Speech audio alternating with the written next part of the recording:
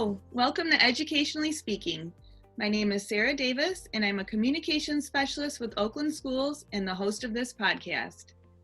The goal of Educationally Speaking is to focus on important topics related to education that affect students, parents, teachers, and administrators. Today we're going to tackle an education issue that is affecting the entire state. This year, there has been a huge uptick in the amount of staff who have left the education profession due to the COVID-19 pandemic. Many teachers in particular are retiring, but the issue is touching every aspect of the education field, from superintendents to bus drivers. According to a recent article in Crane's Detroit Business, state records show that from August 2020 to February 2021, there was a 44% increase in mid-year retirements compared to the same period in 2019-2020, as 749 teachers left public school classrooms in the middle of the school year. In our January Educationally Speaking podcast titled, Where Are They? Why Students Are Increasingly Leaving the Classroom, we explored why more students have left school due to the pandemic. Now we want to look at the staff side of the equation and discuss this loss that is occurring, as well as some solutions for that loss. Joining me today to talk about this topic are Karen Olex, Executive Director of Special Populations at Oakland Schools, Dr. Christopher Lee, Teacher Induction and Social Studies Consultant with Oakland Schools, Carol Diglio, Assistant Superintendent of Human Resources for Oak Park Schools, who actually has such a passion for this topic that she came out of retirement, and Kara Lougheed, who was the 2019-2020 Michigan Teacher of the Year. Thank you all for being here. I'm so humbled to be speaking with such an esteemed and accomplished group. So first, let's try to get a handle on this situation. Carol, can you talk a little bit about some of the recent data associated with this loss at the district level? Absolutely. It's hard to talk just at the district level, as this is really complicated nationwide. Some of the research that I've been following through the Learning Policy Institute started to come out in 2016. And I think all of our districts, not only in Michigan, but across the country, are feeling the complications of fewer teachers going into the profession. There is data that says it's as high as 35% fewer young people are choosing education as a major when they go to college. And the most recent ACT test showed that 5% of our students taking the ACT said they consider education, which is a 29% decline from the 2010-2014 years. So when we look at what is happening at the district and state and national level, we see far fewer teachers coming into the profession, and then we see a very large group of people leaving the profession. Only about 12% have left the profession due to retirement. The rest are leaving to leave the profession. And that's a great concern. And then the data that you shared earlier, the mid-year retirements, complicates things because it really has an impact on the classroom and the learning community as a whole. It's a disruption in relationships, a disruption in routine. And that's where we really see things at the district levels, when we're losing folks mid-year and we don't have the same consistent teacher in the classroom. Absolutely. Okay, very interesting stats, especially that one about, it's not all retirements. It's people just not sticking with the profession anymore. Chris, do you have anything to add from what you've seen at the ISD level? Yes, Sarah. Thanks for having us on the podcast. Really appreciate it. I think the first thing is I think back to when I graduated in 2018 with my doctorate. I had been at Michigan for 6-7 years at that time. And so I had watched a number of undergraduate classes come and go. And even back from 2011 to 2018, we were seeing the numbers of undergraduates slowly but steadily declining. So that by the end of my time at the University of Michigan, it was very, very concerning. I mean, they were talking about having to, even cut some lines of funding for professorships. So it was bad back then. Now, on top of that, since I've come to Oakland schools and have been working on the new teacher induction program, we've seen that, I would talk to districts and say, how many teachers do you expect to hire in the next year? Because we were trying to get a sense of how we should plan as a program for the coming school year. And I would hear districts say, oh, we're expecting to hire, 10 new teachers or 5 new teachers or 15 new teachers. Inevitably, I mean, without fail, districts would hire 50 to 100% more than what they had originally told me. So what that's telling me is that even from early on, before the pandemic, 5 years ago, we were seeing districts churning through new teachers more quickly than they had anticipated, right? So pre-pandemic, we're seeing this churn. It's not just teachers leaving districts, leaving the profession, it's also teachers churning through districts. So you have teachers that are in charter schools coming to one group of public school districts, and then you have another group of teachers that are in one group of public school districts going to another set of public school districts. So there's churn and there's loss, right? And then on top of all that, we have the pandemic, which exacerbated the already very dangerous situation we have with regard to new teachers and the shortage of new teachers. This is not the shortages of the past. We've always had these sort of waves of teacher shortages. In my opinion, those shortages have been cyclical. Like, for example, the last shortage we had was really as a result of the Great Recession. This shortage is both cyclical and structural, and that's a real problem. Absolutely. So thanks, Chris, for that. That kind of gives us a good overview of the problem. And as I understand it from talking with all of you, the reasons for why teachers and other education professionals are leaving the field is varied and complex. And there's no way we can cover everything in this podcast, but we'll try to get through the biggies. So it seems that the reasons for staff leaving branches off into 2 different avenues: policy issues and culture changes. So first, we're going to talk strictly about the policy issues. Carol, from your point of view, what are some things going on policy-wise which are currently causing this exodus? It's a great question. I think policy is important. Structure, predictability, process is all really important. The hard part about policy is sometimes policy is made and it's not connected to practice. There were a lot of policy changes, and we can go back to 2008, as Chris mentioned, the recession. I don't think we've ever recovered fully. Schools across the board have never recovered fully from the recession and the number of pay cuts that schools took due to the recession, and the number of programs that were lost.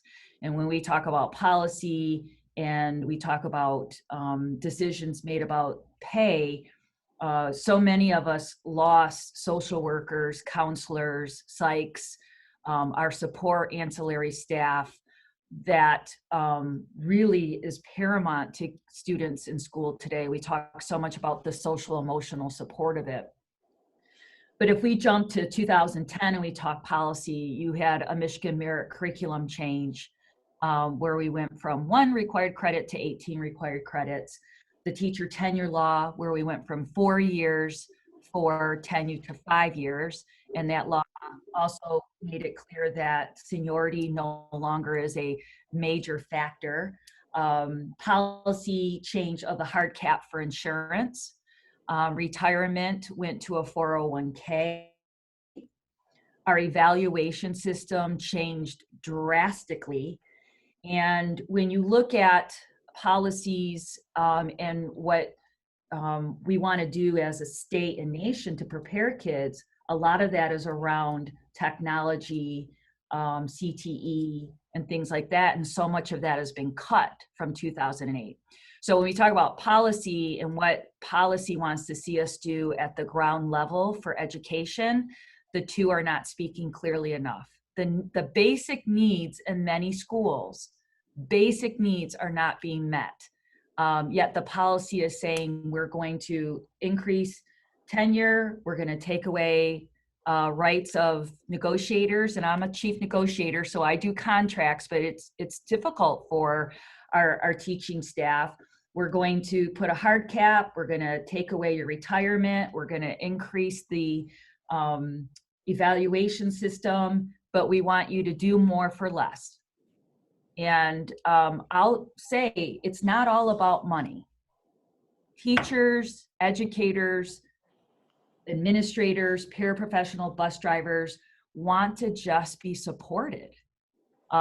Yes, that does equate to a paycheck. That is part of it, but other is making sure we financially are able to support the basic needs of our educators so that we can elevate as policy wants us to. And so there's a lot of work between those two pieces. Absolutely. Thanks for that, Carol. And Karen, you're able to give a unique perspective of what is going on in the special education sector. What are some things taking place just in special ed that are causing issues? So I kind of support what Carol had said, and some examples of that is a special educator's job responsibilities are usually so much more vast than that of a general education teacher. Special educators are often required to have a working knowledge of each grade level curriculum, or in the secondary level, whatever the discipline curriculum is of that, whether it be social studies or science. So they have a working knowledge of that, as well as a real good understanding of individual disabilities, learning disabled, cognitively impaired, emotionally impaired, students on the autism spectrum. They have to understand the curriculum as well as the disabilities in relationship to what individual students' needs academically in order to be successful, what their social emotional needs are, and what their behavioral needs are. Special educators also have to be well versed in co-teaching, inclusion, collaboration, instructional strategies, assistive technology, as well as holding a really solid understanding of IDEA law and the Michigan rules and regulations which govern that IDEA law here in Michigan. This requires extra hours of training for the special educator outside of the already extensive university preparation that they have to undergo to even get a teaching credential, because a special educator is required to be a general educator first before they can even move toward a special education endorsement. So in reality, special educators have already spent significantly more time preparing to become a teacher, whether it be taking classes which cost money or just doing professional learning to understand. Yet they always enter the field on the entry-level pay scale for them. In addition, special educators often describe their jobs as overwhelming. They're required to complete a staggering amount of paperwork. They have to document individually on each student and the services that those students receive, as well as progress each student makes towards goals and objectives that are determined at the annual meeting or the IEP meeting that happens. This requires hours of preparation, coordination with other staff that have to attend it, and time to actually do the documenting. This is all above and beyond the creation of lesson plans and the execution of those lesson plans. So the clerical requirements of special educators are large and vast, and special educators who leave the field often cite the fact that they cannot achieve a balance between creating and executing lessons, teaching the students, as well as meeting the demands of all the clerical and managerial or non-traditional duties that they have to do, as well as their home life balance. All right, thanks for that insight, Karen. I think a lot of times, the special ed teaching population kind of gets overlooked, and we're always focusing on the general ed. So I'm really happy to have that perspective for this important discussion here today. Now let's get to the culture part, which I suspect is just as much of the issue here as policy problems. Chris, you've been at this for a while.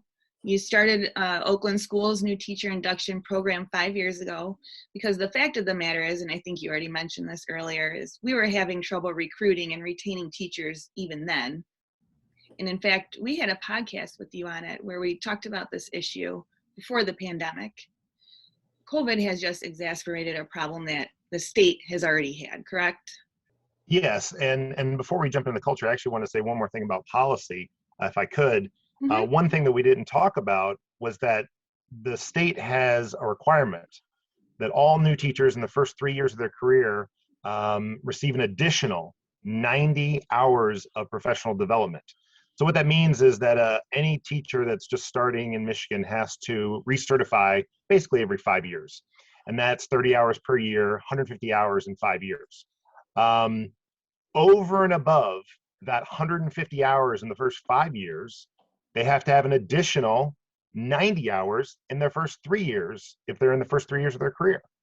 So think about that. In the first 3 years of your career, you have to have 60 hours of professional development outside of your normal workday. I mean, that is a lot. And it's not to say that new teachers don't need that extra time to learn their craft and to learn how to do their job well and to be supported by their mentors and ancillary staff and ISD staff, right? But what is to say is it's a lot. And that 90 hours of those 90 new teacher hours in the first 3 years of a teacher's career, that's something that has not really been looked at again in a way that thinks about, is this something we want to continue? It hasn't been reevaluated in light of the teacher shortage and also in light of the COVID-19 pandemic. So I think on policy, that's a really important thing to remember as well, in addition to everything that Karen and Carol said. In terms of, the culture, I think that, what we've seen in the last year and a half has been a real whiplash, right? We've seen teachers before the pandemic being treated as they've been treated for decades, which is something less than what they really are, which is professionals with advanced degrees and certifications, multiple advanced degrees and certifications. And then the pandemic hits, and teachers are forced to teach from home and do something that has never been done in living memory, probably ever, right? And so teachers are heroes. But then once we come back to school and people want to try and get back to normal, but the pandemic is still raging, all that is forgotten. All that work has been forgotten. And so now teachers in the popular imagination have been put back into this place where, we like our teacher, but teachers in general don't need a raise. Teachers in general don't need more support, right? So there's been a real whiplash culturally, I think, in the last year and a half. And that, it's normally just bad for teachers, but it's been a real back and forth for us in the last year and a half. Absolutely. Well, thanks for that history lesson, Chris. And there's no one else better to speak to this issue than Kara. Kara, can you talk a little bit about how this last year has been and the culture shift you have seen as a teacher? Sure. It's been something to behold, that's for sure.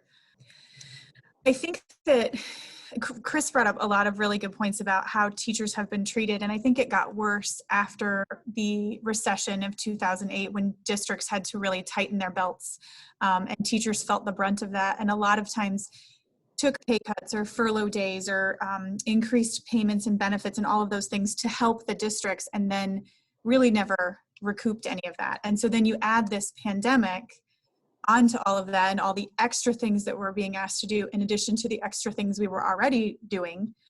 And what that leads to is a lot of exhausted, frustrated people. And when you have people like that in front of kids, then the kids think, well, why would I want to be a teacher if this is how they're treated and this is how stressed out they are? And that's hurting our profession too, because we are in front of the people who we want to be teachers someday, and then they don't want to be teachers.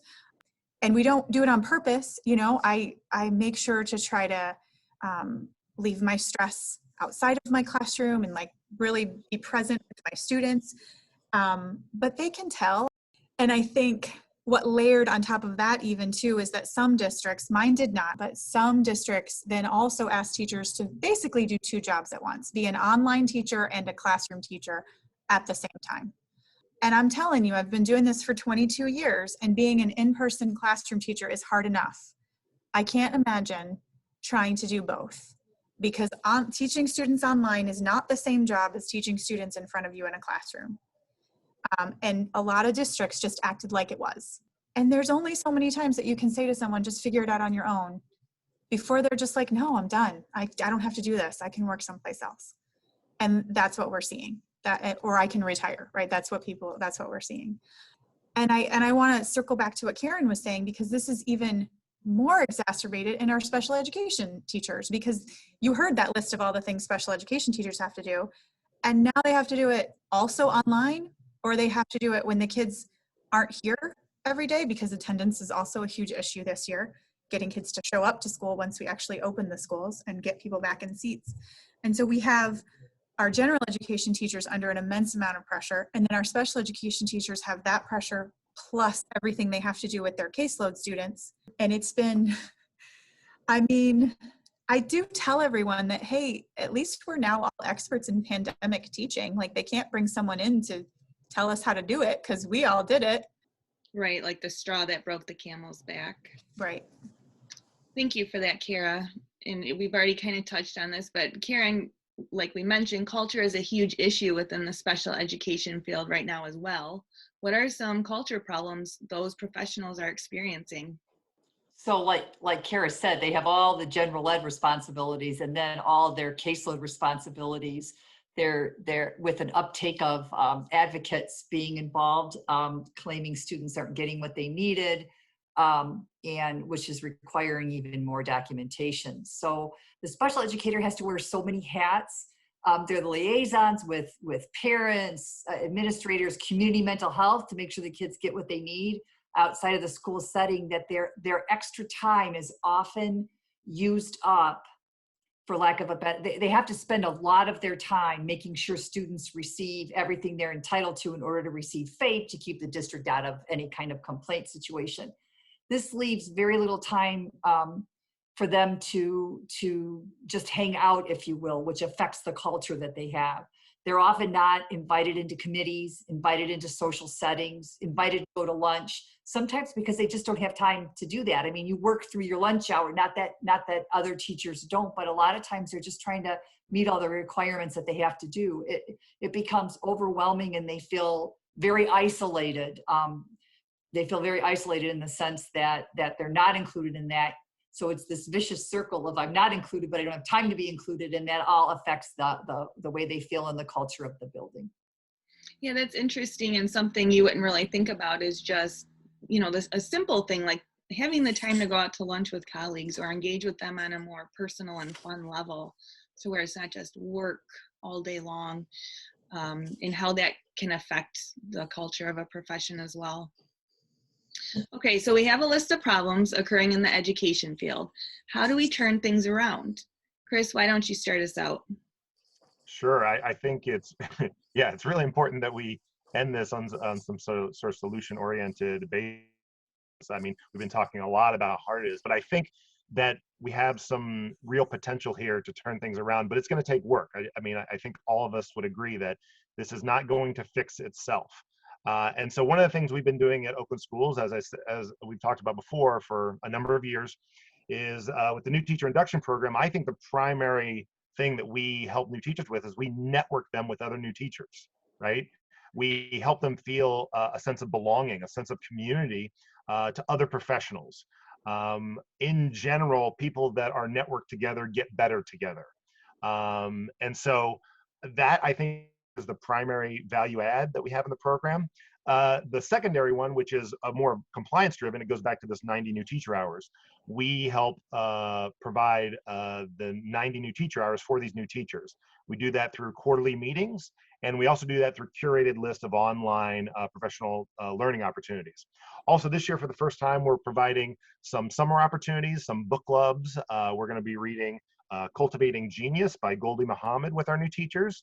And also we're going to be doing a drop-in on some special summer work that teachers are doing with students, the Oakland Youth Innovation Lab. We're going to have our new teachers come in and observe some of the displays and some of the project presentations that students have, in hopes that it'll spark their imagination in terms of what they can do with their own students. So lots of opportunities for new teacher hours, and opportunities we think will be helpful and will further contribute to that networking. I think also it's really important to consider our role as advocates for teachers. At the ISD, we have a really unique opportunity to advocate both up at the state level and down, there's not a negative term, but down to the districts, right? In terms of our organizational level. That's why we're sort of an intermediate school district, right? We're between the state and the districts. And so I think at the state level, we can advocate with the state Department of Education. But I also think that there's a really important role for ISDs to advocate with our state legislature. A lot of the things that we've been talking about today, frankly, come from the state legislature and come from people that have little to no experience in the field of education. And I think what we need to do is take seriously our role in advocating with our elected officials. I'm not suggesting that we advocate for one particular political party or the other. What I'm suggesting is that it is in the interest of all Michiganders to advocate for certain policies that benefit teachers. Because in my opinion is that when you work for teachers, 99.9% of the time you're working for students as well. And so I think there's a role in terms of advocating for specific policies with the legislature, but there's also a role in helping districts come together and work together. You know, in Oakland County, we have 28 public school districts and a number of public school academies. A lot of times it's easier and better to do things at scale, and that's really what we specialize in. And so the new teacher induction program is an example of that. We help provide these hours at scale for our districts, and that's our role as a service agency. So I think that we sort of work middle out at the ISD, and there are different kinds of things we can advocate for. And lastly, I want to say, I think in our local communities, it's really important that we advocate as citizens with our school boards. A lot of times our school boards, I watched our school board in my hometown work tirelessly for hours and hours at school board meetings during the COVID-19 pandemic. That said, sometimes school board members are still disconnected from the reality of teaching and teachers at the ground level. And so it's important to remind them about those realities, as Karen and Kara were talking about, and to advocate for policies at the really the ground local level that are going to affect teachers in a positive way and make them want to come back, not just to your own home district, but to districts throughout the state. Great, thank you for that insight, Chris. Karen, do you have any suggestions? So yeah, but I guess I thought about this from more of a practical standpoint and more of a hands-on standpoint regarding special education, but really for all, it could be for all educators, is I think the mentor-mentee program is huge for all educators. And I think in the special education world, to have a special educator mentor to help with the IDEA rules, what you need, all the paperwork, all the requirements and everything in that sense of it, but also to assign a special educator, a general educator mentor to help them with the building. What's recess like? When's lunch? What's all of that? I think that will help go for a long way to keep students or keep teachers involved in the culture and help them feel like they're part of everything. I think administrators, I think it's really important that administrators and principals don't underestimate their influence on teachers, general or special educators. I think making an extra effort to include especially special educators on building committees and school activities, because again, they get really busy and they're not always there to volunteer. I think creating professional learning communities with the special educator in mind and helping general educators join that professional learning community will increase dialogue between those and help the people all feel part of the culture. I think sponsoring some training for the building or for even the district regarding how to teach diverse learners, as well as training on how to help with specific behaviors, how to help with student behaviors controlling or avoiding student behaviors. I think globally helps special educators and general educators feel part of the community as well. I think promoting time for general and special educators to meet, to collaborate, just to talk to each other, giving them time You kind of hear the theme is time and money, because everything is money, time and money for that. I think identifying giving some kind of extra support to the special educator when it comes to all their clerical duties. Maybe they don't have to be done by maybe there can be somebody else to do that, might help with their feeling of wanting to stay in a building. And then providing professional learning opportunities. I know that we actually just published our special education professional learning catalog that we tie with the general ed professional learning catalog for the upcoming school year, because again, everybody's welcome to take everything. And I think the more that principals or administrators can allow special educators and general educators to grow and learn in their areas, helps people stay in the field. And then this is just a way outside of the box thought that way back in the olden days when I was in school, I spent my junior and senior year going to the elementary to help tutor. And that solidified the fact that I wanted to be a teacher. I was helping students back then. I knew what it was. So maybe reestablishing the future teacher programs, giving people some students some time to see what a great field it could be. So those are my thoughts on how to help with that. Great list, Karen. Carol? There are so many opportunities, I think, for us to problem solve. I feel a bit frustrated about it. I feel like we, in areas of education, have evolved, and we understand more today than ever what our learners need, what our kids need. But I think we continue to stuff our profession in a 19th century model, and that needs to change. You know, structurally, we've remained the same. And I really believe that as a nation, we say that education is a foundation of our country, yet I don't see us taking or prioritizing education as a nation the way we should. And in order to modernize what we're doing, we really need to prioritize education.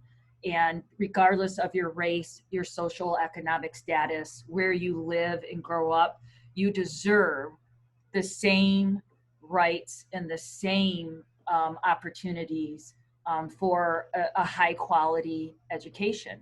You know, much of what we've talked about, the exodus and fewer teachers, if you're in a urban area, it's far more difficult to fill vacancies. If you are in an urban area and have trouble filling vacancies, it's 71% more difficult filling special ed vacancies. So when we look at modernizing, or when we look at problem solving, we have to level the playing field, which goes to policy because of how the state aid works. So we have to look at policy, but we also have to look at what are we delivering to kids? What opportunities are we given based on the 2008 recession and the Michigan Merit Curriculum? A lot of our hands-on classes have gone by the wayside. So a lot of our elective courses that attract kids, a lot of our woodworking, automotive, anything, electrical, try and hire an HVAC person today. All of those classes that kids are attracted to have been eliminated in a lot of areas. We need to start thinking, as Karen said, outside of the box of maybe we need a traditional education in one area, but maybe we need to give choice to kids in another area and be more flexible in what we expect from kids who have a different desire other than a four-year college. We make these assumptions when we say college ready that kids can afford college. Today, it's very difficult to do that. We make the assumption that they enjoy being in school. They might enjoy learning, but not in a traditional setting. And we need to go more towards that as education as a whole and work together in this. Much of what I push for when I'm in a school district is to create a school district versus a district of schools. And I feel like across the nation, we're in our districts and we do the same to each other, as Chris was talking about earlier, that we, you know, why do we operate all the time in these silos of 28 districts in Oakland County instead of really breaking those walls down and sharing each other's, you know, successes and sharing each other's facilities, sharing each other's, you know, problems and working together as a whole. I know that's a big shift in thinking, but we need to have way more partnerships. We need to give kids opportunities, like Karen said, tutoring. But why not start working your junior, senior year in partnerships in your community? Whether it's in an automotive factory, tool and die, all of those things that kids could very well be interested in. Technology, why isn't coding a required class in our schools right now? I mean, we need coders like there's no tomorrow. We don't have it as a requirement, but we have other things as a requirement. So modernizing can go in so many different directions, from curriculum to furniture to facilities, tactile technology, to all these different opportunities we offer kids to keep them engaged in the school day and learning. That takes money, which means we need to rethink policy and prioritize education and how we look at it. And what are we really doing and offering children today in the 2021 year and moving forward? We talk a lot about 21st century education. I still feel like we're operating in a model that is archaic. Sarah, can I jump in there for just 2 seconds? Please do. So one of the things that Carol said, and this might be a little controversial, but I'll go ahead and say it. One of the things that Carol said was this idea of competition among the districts. And, I am a transplant from Florida to Michigan. And in Florida, districts are counties and counties are districts. So in Hillsborough County, we had like 25 high schools, right? So there was definitely movement between schools in a county, but it was all the same district. And because we have 28 districts in one county, I've been told that years ago, there was some sort of unwritten agreements between districts that they wouldn't allow sort of mid-year transfers between districts, right? Because that would sort of upset the balance. And from what I've been told now is that it's kind of the Wild West, right? That districts will gladly take teachers from other neighboring districts without even a call, right? And that's because each district has a constituency and each school board has voters that elect them, right? And so I think what Carol was getting at, and what I really want to endorse, is this idea of moving away from the idea that, I'm electing the school board from my district, and these are my kids in my district. No. All these kids in these neighborhoods that are in our neighborhoods, next to our neighborhoods, 2 neighborhoods away, these are all our kids, right?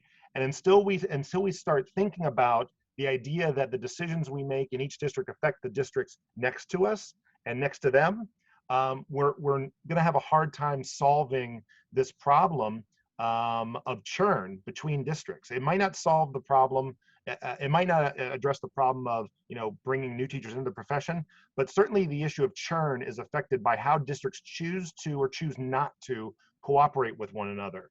And so I think that's one of the things that maybe Carol was kind of hinting at, but I want to make really explicit, is that we have to rethink the way we interact with one another in terms of district to district. Absolutely. Thanks for both of you for that insight about sort of revamping how education is done nowadays. Kara? I'm listening to all of this, and I'm a classroom teacher. That's all I've ever been for 22 years. I never had any desire to go into administration or anything like that.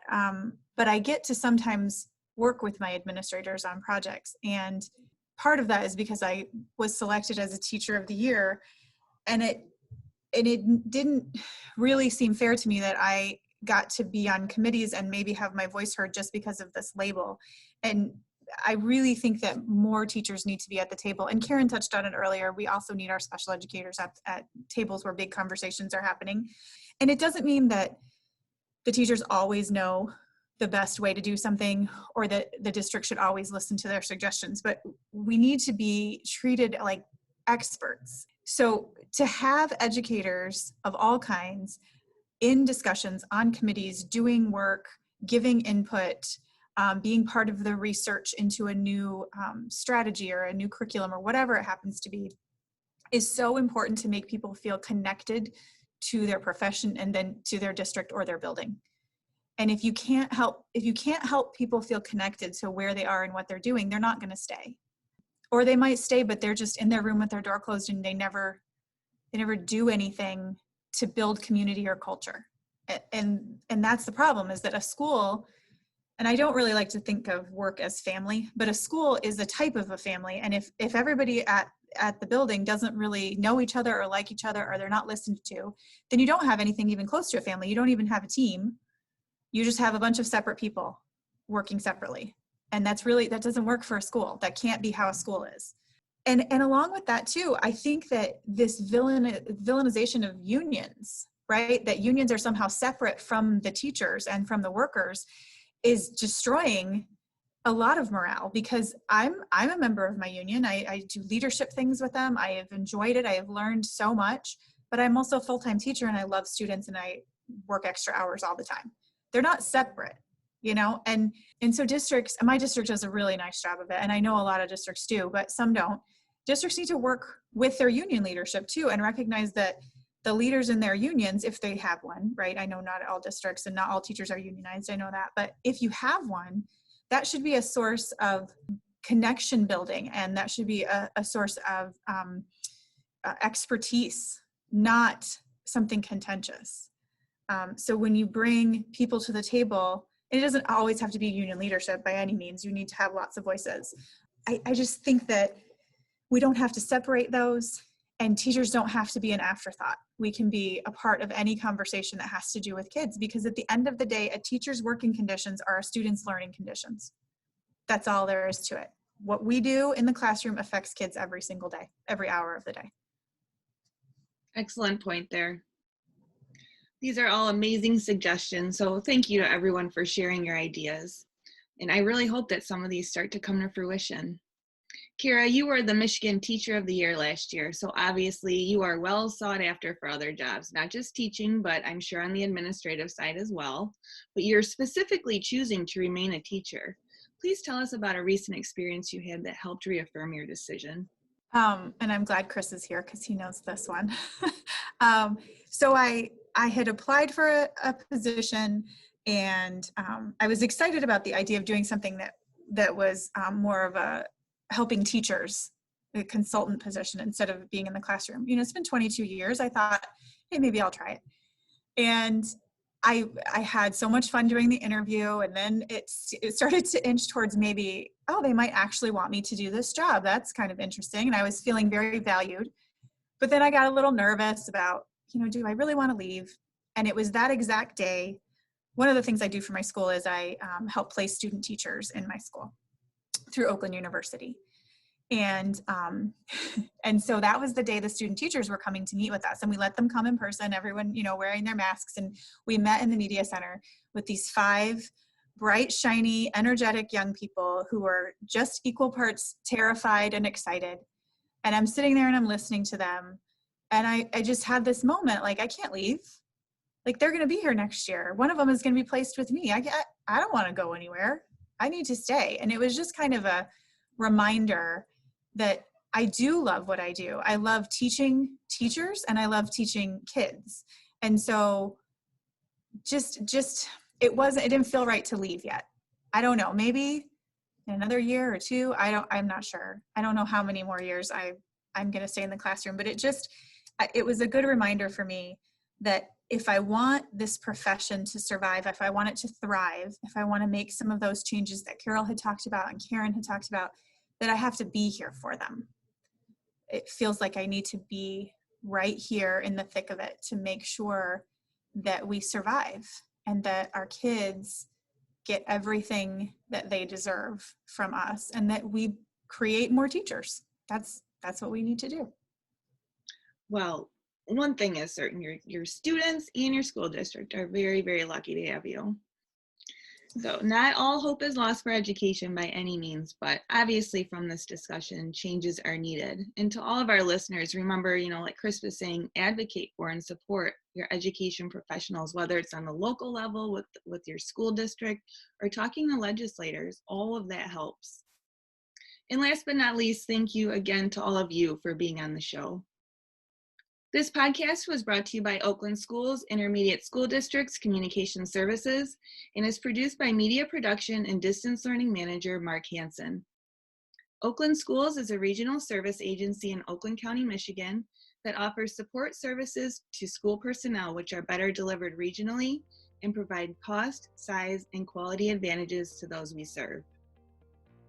I have been your host for this podcast, Sarah Davis, and you can find this and future episodes of Educationally Speaking on our Oakland Schools website at oakland.k12.mi.us/podcast and Anchor FM.